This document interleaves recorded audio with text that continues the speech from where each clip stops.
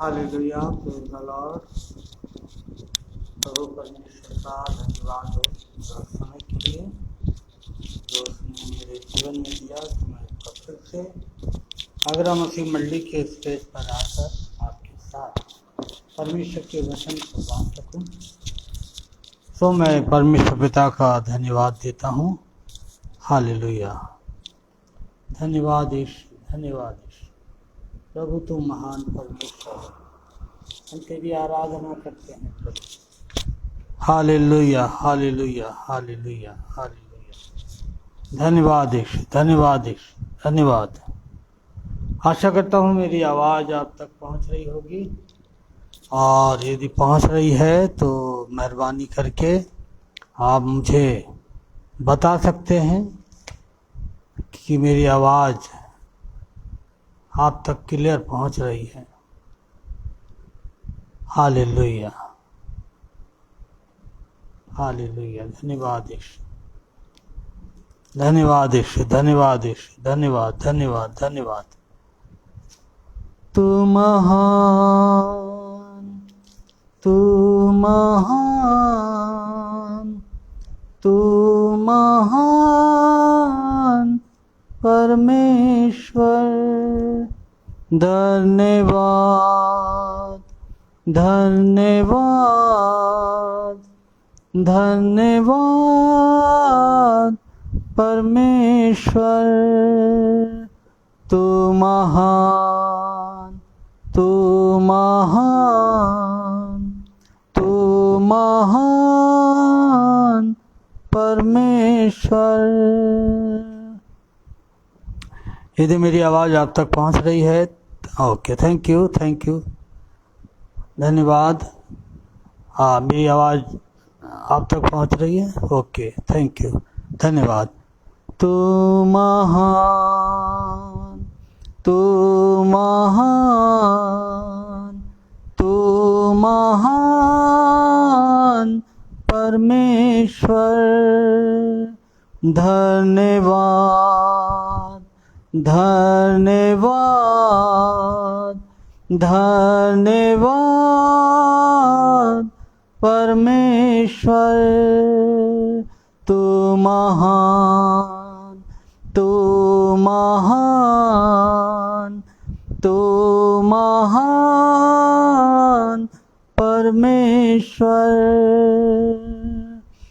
तू मेरा है, तू मेरा है, तू मेरा है परमेश्वर।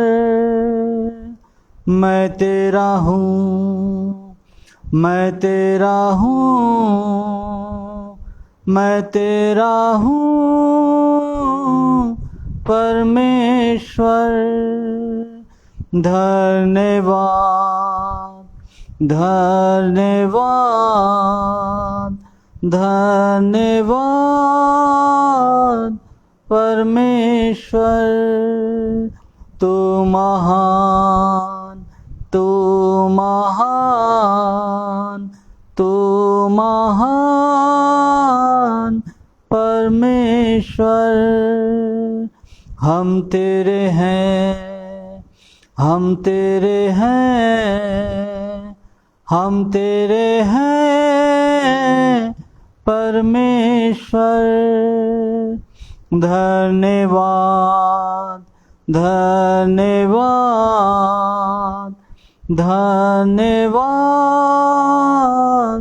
परमेश्वर।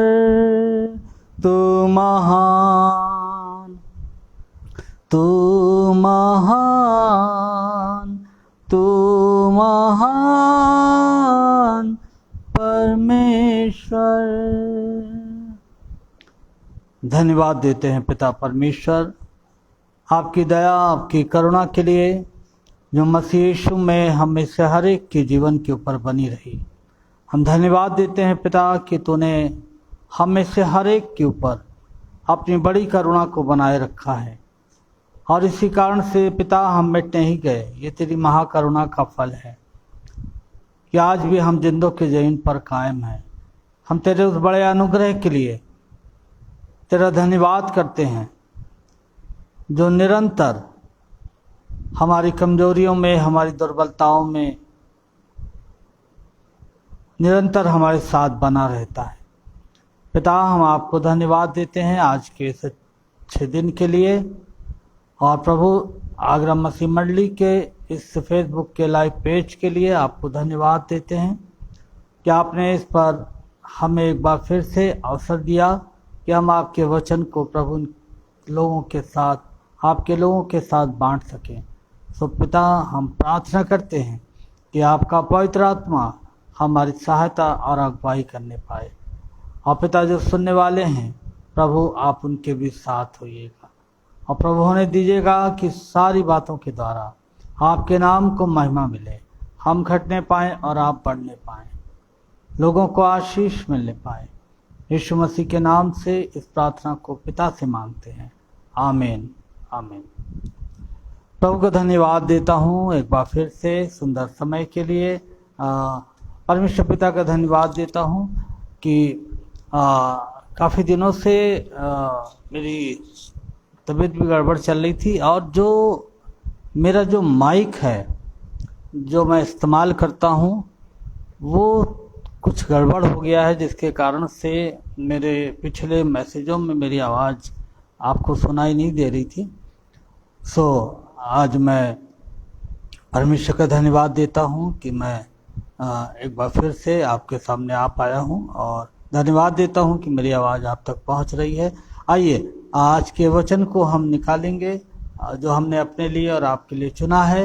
वो पाया जाता है लूका की इंजील और उसका 5 अध्याय और उसकी 1 आयत से हम इसको पढ़ेंगे। यहाँ पर इस प्रकार से लिखा हुआ है, जब भीड़ परमेश्वर का वचन सुनने के लिए उस पर गिरी पड़ती थी और वो गन्नेसरत की झील के किनारे पर खड़ा था, तो ऐसा हुआ कि उसने झील के किनारे 2 नावें लगी हुई देखी और मछुए उन पर से उतरकर जाल धो रहे थे। उन नाव में से एक पर, जो शमौन की थी, चढ़कर उसने उससे विनती की कि किनारे से थोड़ा हटा ले चले। तब वह बैठकर लोगों को नाव पर से उपदेश देने लगा। जब वह बातें कर चुका तो शमौन से कहा, गहरे में ले चल और मछलियां पकड़ने के लिए अपना जाल डालो। शमौन ने उसको उत्तर दिया, हे स्वामी, हमने सारी रात मेहनत की और कुछ न पकड़ा, तो अभी तेरे कहने से जाल डालूंगा। ये परमेश्वर का जीवित वचन है, उसके पढ़े और सुने जाने पर उसकी आशीष हो। परमेश्वर पिता का धन्यवाद देते हैं उसके जीवित वचन के लिए। और प्रभु यीशु मसीह की सेवकाई में हमने जब पवित्र वचन को जब हम पढ़ते हैं तो प्रभु यीशु मसीह ने अपनी सेवकाई में, अपने सुसमाचार के प्रचार में बहुत सारे लोगों को इस्तेमाल किया। बहुत सारी वस्तुओं को भी उसने, जो बेजान थीं, उनको भी उसने अपने सुसमाचार के प्रचार के लिए इस्तेमाल किया। उदाहरण के लिए जब हम यहाँ पर देखते हैं कि गन्नेसरत की झील के किनारे यीशु मसीह खड़े हुए हैं, तो वो देख रहे हैं कि उनके सामने एक बड़ी भीड़ है जो परमेश्वर के वचन को सुनने के लिए उनके पीछे पीछे चल रही है। और यीशु मसीह उनसे थोड़ी दूरी बनाकर उनको सुसमाचार सुनाना चाहते थे, ताकि उनकी जो आवाज़ है वो उन तक साफ साफ क्लियर पहुंच सके। और तब यीशु मसीह ने क्या देखा कि उस झील के किनारे 2 नावें लगी हुई हैं और मछुए उन पर से उतरकर जाल धो रहे थे। उन नाव में से एक पर, जो शमौन की थी, एक नाव थी जो शमौन की थी, उस नाव को खुदावंद यीशु मसीह अपने सुसमाचार को सुनाने के लिए चुनते हैं और उससे विनती करते हैं कि किनारे से थोड़ा हटा ले चले। तब वह बैठकर लोगों को नाव पर से उपदेश देने लगा। यहाँ पर हम देखते हैं कि ये जो नाव है ये अपने आप में बेजान है, इसके अंदर किसी प्रकार की कोई जान नहीं पाई जाती है। लेकिन खुदावंद यीशु मसीह ने अपने सुसमाचार को सुनाने के लिए शमौन की इस नाव का इस्तेमाल किया और उन्होंने वहाँ पर बैठकर उपदेश दिया। हम परमेश्वर का धन्यवाद देते हैं शमौन के लिए, जिसने अपनी उस बेजान नाव को, जो उसके लिए बहुत महत्वपूर्ण थी वो नाव, क्योंकि वो उस नाव पर अपने व्यवसाय को किया करता था, उस पर बैठकर वो मछलियां पकड़ा करता था। लेकिन जब प्रभु यीशु मसीह ने उस नाव को मांगा तो शमौन पतरस ने उस नाव को क्या करा, प्रभु को दे दिया। इस नाव में कोई खूबी हमें नज़र नहीं आती है। ये साधारण लकड़ी की बनी हुई नाव थी जो प्रतिदिन अपने स्वामी को पानी के मध्य में ले जाया करती थी और इसका स्वामी उस झील में जाकर अपने व्यवसाय के लिए मछलियों को पकड़ा करता था। लेकिन आज प्रभु यीशु मसीह की जो दृष्टि है इस नाव के ऊपर पड़ती है और यीशु मसीह इस नाव की डिमांड करते हैं शमौन से कि अपनी इस नाव को मेरे लिए तू दे दे, ताकि मैं इस पर बैठकर लोगों को सुसमाचार सुनाऊं। खुदा के लोगों, आज परमेश्वर जब इस बेजान नाव का इस्तेमाल कर सकता है तो हम जो उसके लोग हैं, हम जो उसके कहलाते हैं, परमेश्वर आज हम में से हर एक के जीवन को अपनी सेवा के लिए, अपनी महिमा के लिए वो हमें इस्तेमाल करना चाहता है। और वो चाहता है कि हम जो लोग हैं, हम जो मनुष्य हैं, हम अपने जीवन को क्या करें, परमेश्वर के हाथों में सौंप दें। हो सकता है कि हमारे जीवन में किसी तरह की कोई खूबी ना पाई जाती हो, कोई बहुत बड़ा टैलेंट ना पाया जाता हो, लेकिन खुदावंद यीशु मसीह चाहते हैं कि हम जैसे भी हैं उसको हम अपने आप को सौंप दें।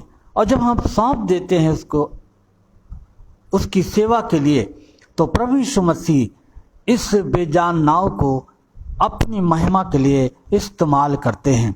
और यहाँ पर यीशु मसीह ने इस नाव को इस्तेमाल किया, किस लिए? आगे चलकर हम इस बात को देखेंगे कि यीशु मसीह ने इस नाव का इस्तेमाल एक विशेष काम के लिए किया और उसके बाद एक और विशेष काम इस नाव पर बैठकर यीशु मसीह ने किया। हम उन दो बातों का आज वर्णन करेंगे। पहली बात थी कि यीशु मसीह ने इस पर बैठकर लोगों को सुसमाचार सुनाया। और ये सबसे महत्वपूर्ण बात है कि हमारे पास जो कुछ है, हम जो कुछ हैं, जो कुछ खुदा ने हमें दिया है, जो कुछ हम अपने जीवन में रखते हैं, जो कुछ हमारी खूबियां हैं, जो कुछ हमारी कमजोरियां हैं, हम उन सब को क्या करें, परमेश्वर के हाथों में दे दें। और जब हम दे देते हैं तो वो स्वर्ग का खुदा हम जैसे कमज़ोर लोगों को अपनी महिमा के लिए बहुत आयत से इस्तेमाल करता है। हमारे जीवन में आकर वो हमारे जीवन में पूरी तरह से अधिकार करना चाहता है और उसमें बैठकर वो हमें अपने कार्य के लिए इस्तेमाल करना चाहता है। प्रश्न ये है कि क्या हम अपने जीवन को प्रभु की महिमा के लिए सौंपते हैं या नहीं सौंपते हैं। एक बार खुदावंद यीशु मसीह ने कहा उन लोगों से जो खुदा के बारे में, खुदावंद की बरकतों को जिन्होंने बहुत अच्छी तरह से जाना था, प्राप्त किया था, खुदावंद यीशु मसीह ने उनसे कहा कि यदि तुम नहीं बोलोगे तो मैं इन पत्थरों से भी अपनी खिदमत को ले लूँगा, मैं इन पत्थरों से अपनी सेवा को ले लूँगा। तो खुदावंद इतना सामर्थी परमेश्वर है, वो जो इस जगत का सृष्टि करता है, जिसने हर एक चीज़ को बनाया है, वो अपनी महिमा के लिए हर एक चीज़ को, चाहे वो लकड़ी की नाव हो या वो बेजान पत्थर हो, परमेश्वर हर एक चीज़ को अपनी महिमा के लिए इस्तेमाल कर सकता है। तो हम जो मनुष्य हैं, हम कभी भी ऐसा ना सोचें कि यदि हम प्रभु की सेवा नहीं करेंगे, यदि हम प्रभु के लिए अपने जीवन को नहीं देंगे, तो परमेश्वर का काम जो है वो थम जाएगा या रुक जाएगा। ऐसा नहीं है, क्योंकि परमेश्वर बेजान चीज़ों से भी अपनी सेवा को ले सकता है और लेता है। न केवल बेजान चीज़ों से, बल्कि उन चीज़ों से भी जो बोलती हैं लेकिन वो मनुष्य नहीं हैं। वो उन जानवरों से भी अपनी सेवा लेता है जो संसार के लिए शायद महत्वपूर्ण नहीं हैं, हंसी का पात्र हैं, लोग उन्हें गधा कहते हैं, उन्हें भी वो अपनी महिमा के लिए इस्तेमाल करता है। और हम देखते हैं कि यहाँ पर खुदावंद यीशु मसीह ने एक बेजान नाव को अपनी महिमा के लिए इस्तेमाल किया।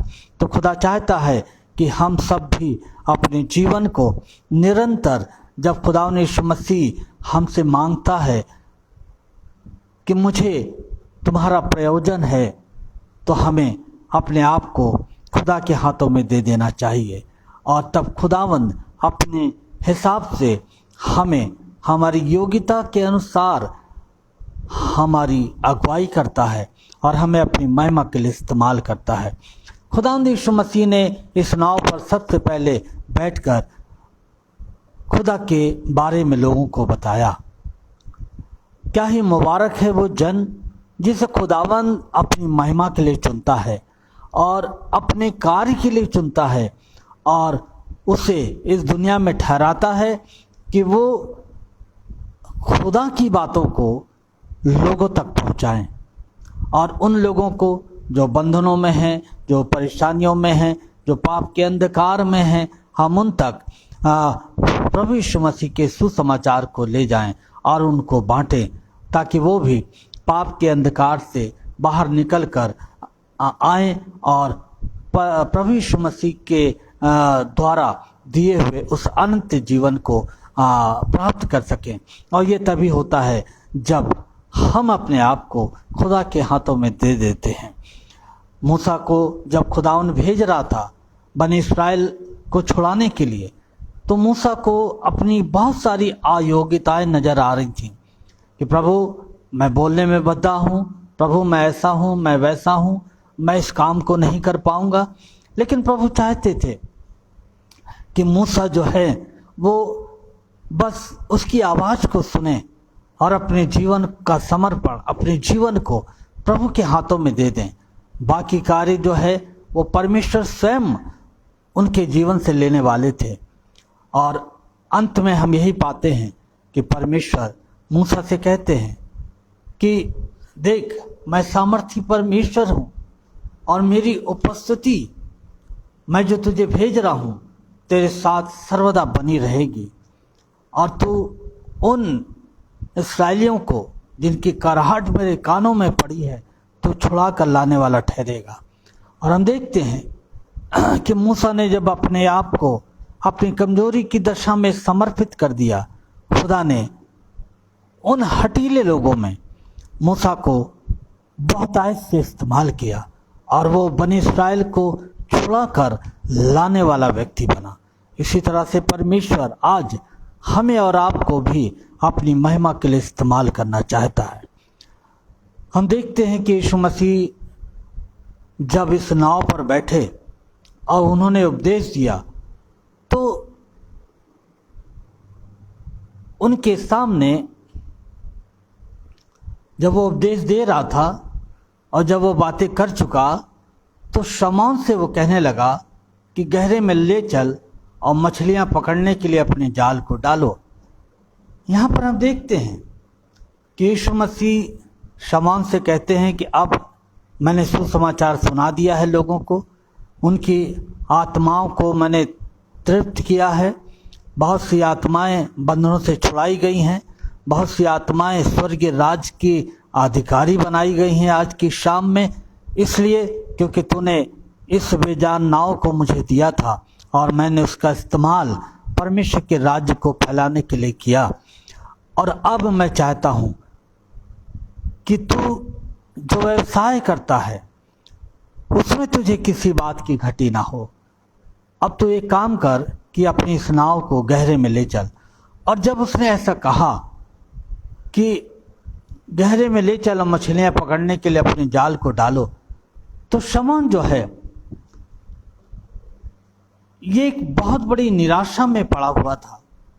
चेले एक बहुत बड़ी निराशा में थे, क्योंकि बाइबल बताती है कि इन्होंने सारी रात मेहनत करी थी। इससे पहले यीशु मसीह उनकी नाव को मांगते, ये एक बहुत बड़ी निराशा में पड़े हुए थे। इन्होंने सारी रात मेहनत करी थी लेकिन कुछ भी प्राप्त नहीं किया था। लेकिन जब यीशु मसीह इनके पास आते हैं और कहते हैं अपनी नाव को गहरे में ले चल और अपने जालों को ढालो, तो शमौन और चेलों की निराशा हम इसी बात से देखते हैं कि 5 पद में वो कहने लगते हैं कि हे स्वामी, हमने सारी रात मेहनत की और कुछ ना पकड़ा। आज मनुष्य के जीवन में बहुत सारी निराशाएं हैं जिसने मनुष्य के जीवन को निराश कर रखा है और लाचार बना रखा है। लेकिन जब यीशु मसीह एक ऐसे जीवन में आते हैं जो निराशा से भरा हुआ जीवन है, तो हम देखते हैं कि वो हमारे जीवन में, हमारी निराशा के बीच में हमारी अगुवाई करने वाले के रूप में आते हैं और हमारी निराशा में वो हमारा मार्गदर्शन करते हैं। आज बहुत सारे जीवन हैं जो जीवन की परेशानियों में, जीवन की दुखों में, बीमारियों में, दिक्कतों में, तंगहालियों में अपने जीवन में निराश हैं। क्या आज आपके जीवन में किसी तरह की निराशा पाई जाती है? मैं आपको बताना चाहता हूं कि प्रभु यीशु मसीह इन चेलों के जीवन में अगुवाई करने वाले के रूप में आता है और शमौन से कहता है कि गहरे में ले चल। प्रभु आपके जीवन में भी अगुवाई करके आपको उस निराशा से बाहर निकालना चाहता है। और हमें हमेशा ये याद रखना चाहिए कि यीशु मसीह हमारा एक बहुत अच्छा अगुवाई करने वाला प्रभु है। हमें हमेशा अपनी निराशाओं में प्रभु यीशु के पास जाना चाहिए। और दूसरी बात हम देखते हैं कि ना केवल वो हमारी अगुवाई करने वाला है, वो कहता है गहरे में ले चल, बल्कि वो कहता है उनसे कि नाव की दाहिनी ओर जाल डालो तो तुम पाओगे। वो हमारे जीवन की हर परिस्थिति में हमारी अगुवाई करता है। जब हमारे पास कुछ नहीं होता है, जब हम मेहनत करके थक जाते हैं लेकिन फिर भी हम वो प्राप्त नहीं कर पाते हैं जो हमारी ज़रूरत है, जो हमारी आवश्यकताएं हैं, हम बहुत बार निराशा में चले जाते हैं। लेकिन धन्यवाद देते हैं ऐसे प्रभु का जो हमारे जीवन में आता है और हमारी अगुवाई करता है। और दूसरी बात है कि जब हम उसकी आज्ञा को मानते हैं, प्रभु ने कहा अपने जाल दाहिनी तरफ डालो, तो हम देखते हैं कि खुदावंद यीशु मसीह कि जब हम आज्ञा को मानते हैं तो वो हमारे जीवन में भरपूरी को लेकर आता है। लिखा हुआ है बाइबल में कि वो इतनी मछली उन्होंने पकड़ ली कि वो खींच नहीं पा रहे थे, जाल फटे जा रहे थे। ऐसी भरपूरी यीशु मसीह अपने हर उस विश्वासी के जीवन में देते हैं जो उसकी आज्ञा को मानते हैं, और वो अपने जीवन में प्रभु की इस भरपूरी को देखने पाते हैं। और तभी दाऊद भी इसी बात को कहते हैं भजन 23 में कि यहोवा मेरा चरवाहा है, मुझे किसी भली वस्तु की घटी ना होगी। आज यदि हमारे जीवन में, आपके जीवन में किसी भी तरह की कोई भी घटी और कमी चल रही है, प्रभु से आप कहें, प्रभु मेरी कुछ समझ में नहीं आ रहा है, प्रभु आप मेरी अगुवाई करें। प्रभु आपकी अगुवाई करेगा और जैसा वो कहता है उसकी आज्ञा को मानकर आप ऐसा करें। आप पाएंगे कि आपकी निराशाओं के बीच में प्रभु आपके जीवन में भरपूरी को लेकर आएगा, आशीषों को लेकर आएगा और आप देखने पाएंगे कि आपका प्रभु यीशु मसीह आपसे कितना प्रेम करता है, अपने आज्ञा मानने वालों से कितना प्रेम करता है। प्रभु चाहते हैं कि हम वही करें जो यीशु मसीह हमसे चाहते हैं। चेलों ने वही करा जो यीशु मसीह ने चाहा कि अपने जालों को दाहिनी तरफ डालो। जब काना के विवाह में हम देखते हैं कि जब दाखरस घट गया, मरियम ने जब अपने बेटे यीशु मसीह से कहा कि दाखरस घट गया है, यीशु मसीह ने कहा मेरा समय नहीं आया है। और तब मरियम ने उन सेवकों से जो वहाँ पर सेवक थे उनसे कहा जैसा वो तुमसे कहे वैसा ही करना। और यीशु मसीह ने चेलों से कहा कि इन मटकों को पानी से भर दो। और सेवकों ने क्या करा, उन मटकों को पानी से भर दिया। और उसके बाद हम देखते हैं कि जैसा यीशु ने कहा था, जब वैसा उन्होंने किया तो एक बड़ी भरपूरी को उन्होंने देखा, एक बड़ी आशीष को उन्होंने देखा। इसी तरह से जब हम यीशु मसीह की आज्ञा को मानते हैं, वह हमारे जीवन में आश्चर्य कर्म को करता है और भरपूरी को लेकर आता है।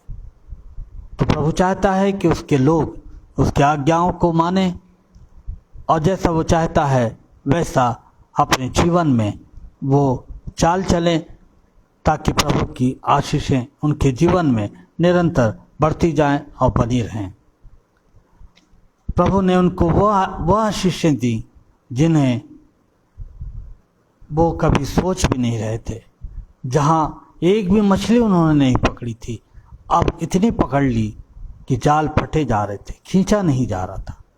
परमेश्वर हमें भी ऐसी ही आशीषें देता है। और अंतिम बात है, प्रभु यीशु अपनी सेवा के लिए हर उस मनुष्य को, हर उस वस्तु को जो उपलब्ध होती है उसका प्रयोग करते हैं।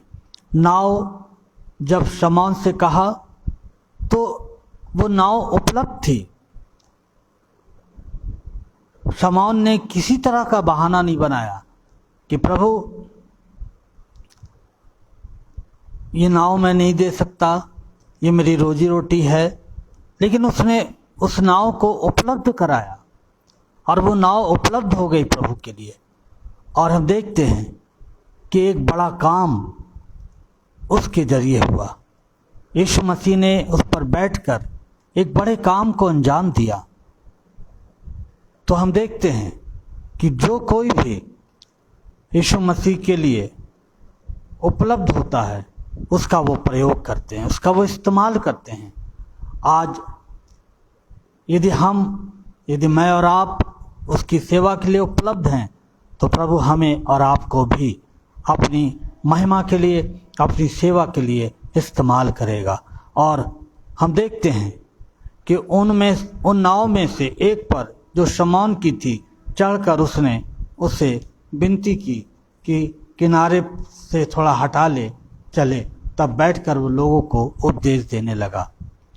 खुदावन यदि हम भी उपलब्ध होंगे तो हमें भी वो अपनी महिमा के लिए इस्तेमाल करेगा। और दूसरी बात है कि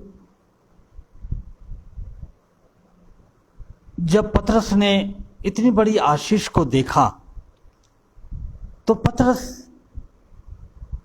देखकर डर गया, बड़ा आश्चर्यचकित हो गया कि ये कौन है जो हमारे बीच में है। जब हमने इतनी मेहनत करी रात भर लेकिन कुछ भी ना पकड़ा, लेकिन ये कौन है जो सब कुछ जानता है, समुद्र की तह तक की बातों को जानता है। और वो डर गया और वो नदी में, उस झील में कूद गया क्योंकि वो नंगा था। और उसने कहा, प्रभु मेरे पास से जा, मैं पापी मनुष्य हूँ। जब प्रभु की उपस्थिति में एक मनुष्य जाता है तो वो अपने जीवन को जानने पाता है। जब तक मनुष्य परमेश्वर की उपस्थिति में नहीं जाता है वो अपने बारे में कुछ भी नहीं जान सकता। आज का जो ज्ञानवाद है, ज्ञानवाद कहता है कि अपने आप को जानो तो तुम परमेश्वर को जान जाओगे। लेकिन मनुष्य अपने आप को कैसे जान सकता है? क्योंकि हर एक मनुष्य अपनी दृष्टि में पवित्र है, समझता है अपने आप को। लेकिन जब वो परमेश्वर की उपस्थिति में जाता है, जब वो परमेश्वर की पवित्रता को देखता है, तब वो जानने पाता है कि वो कितना बड़ा पापी है, और तब वो अपने जीवन का समर्पण प्रभु के हाथों में करने पाता है। हम यहाँ पर देखते हैं कि पतरस ने कहा, प्रभु मेरे पास से जा, और उसने प्रभु की उपस्थिति में अपने आप को जाना कि वो पापी है। हमें और आपको भी प्रभु की उपस्थिति में आना है और प्रभु से कहना है कि प्रभु आप मेरी अगुवाई करें, मेरी सहायता करें, ताकि मैं अपने जीवन को जान सकूं कि मैं कैसा अभागा हूं और अपने जीवन का समर्पण आपके हाथों में कर सकूं। प्रभु हमारी सहायता करे, मदद करे, ताकि मैं और आप अपने जीवन को प्रभु के हाथों में सौंप सकें। और यदि हम निराश हैं, परेशान हैं, तो प्रभु से अगुवाई मांगें। वो हमारी सहायता करने के लिए हमेशा तैयार है। प्रभु इन वचनों के द्वारा आप सबको बड़ी आशीष दे। आइए हम प्रार्थना करें। हमारे दयालु और अनुग्रहकारी परमेश्वर पिता, हम आपको धन्यवाद देते हैं आपके जीवित वचन के लिए, और धन्यवाद देते हैं आपकी उपस्थिति के लिए। धन्यवाद देते हैं आगरा मसीह मंडली के इस पेज के लिए। धन्यवाद देते हैं भाई अनुपम डेविड के लिए, बहन शबनम के लिए, जो प्रभु आपकी सेवा करते हैं और आपकी मनादी करते हैं। प्रभु आप उन्हें अच्छा स्वास्थ्य दें, जीवन दें, तंदुरुस्ती दें, और उनकी तमाम सेवकाई के ऊपर प्रभु आगरा मसीह मंडली के नाम से जो होती है उस पर आपकी आशीष बनी रहे। आप दोनों को अच्छा स्वास्थ्य प्रदान करें, जीवन दें, उनके परिवार के साथ हों प्रभु, और प्रभु उनके परिवार को भी आशीष दें। इसी तरह से अपने वचन की रक्षा करें प्रभु, ताकि आपके वचन के द्वारा बहुत सारे जीवन प्रभु आशीषित किए जाएं और यीशु मसीह आपके लिए बचाए जाएं। हम प्रभु अपनी विनती और प्रार्थना को आपके हाथों में देते हैं, और ये प्रार्थना प्रभु यीशु मसीह के नाम से मांगते हैं। सुनिए और कबूल कीजिए। आमीन, आमीन। आप सबको जय मसीह की। आने वाले बुधवार को